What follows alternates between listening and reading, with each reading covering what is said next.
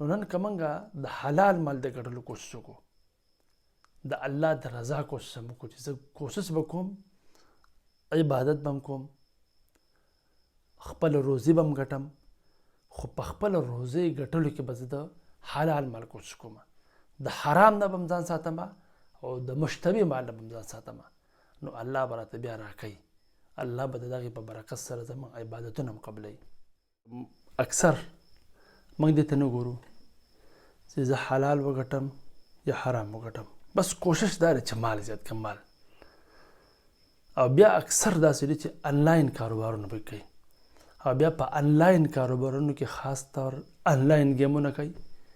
نو علما اکثر وایي چې د داسې څیزونو نه ځان ساتل پکار دی، ځکه هغه که حرام نه وي نو مشتبه خامخا وي. او حدیث کې راځي رسول الله مبارک فرمایي د حرام قسم مې دی په هغه ذات باندې چې د چا په قبضه کې زما ساره و چې د بنده خېټه ته یوه لقمه د حرام ولاړه نو وایي د دغه بنده الله څلوېښت ورځې عبادت نه قبلوي، څلوېښت ورځې عمل الله نه قبلوي. دې وجې نه امام غزالي صاحب فرمایي وایي د حرام او مشتبه مال درې نقصانات دي.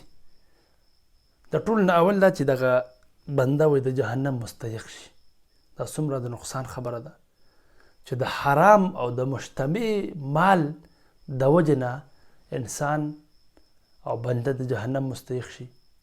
او دویم دا چې وایي دغه کس د الله او د رسول په نسب باندې مردود شي، د الله او د رسول مخې ته دغه بنده د سره څه حیثیت جوړ نه شي. او دریم دا چې اکثر وایي د دغه انسان نه وایي د نیک اعمال چې کوم دي وایي دی د هغې نه محرومه شي.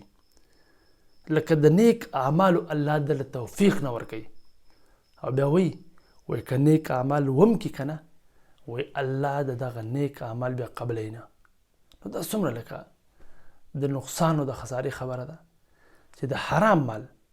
نو نن که موږ د حلال مال د ګټلو کوشش وکړو، د الله د رضا کوشش هم وکړو چې زه کوشش به کوم عبادت به هم کوم، خپل روزي به هم ګټم، خو په خپل روزي ګټلو کې به زه د حلال مال کوشش کوم، د حرام نه به هم ځان ساتم او د مشتبه مال نه به هم ځان ساتم.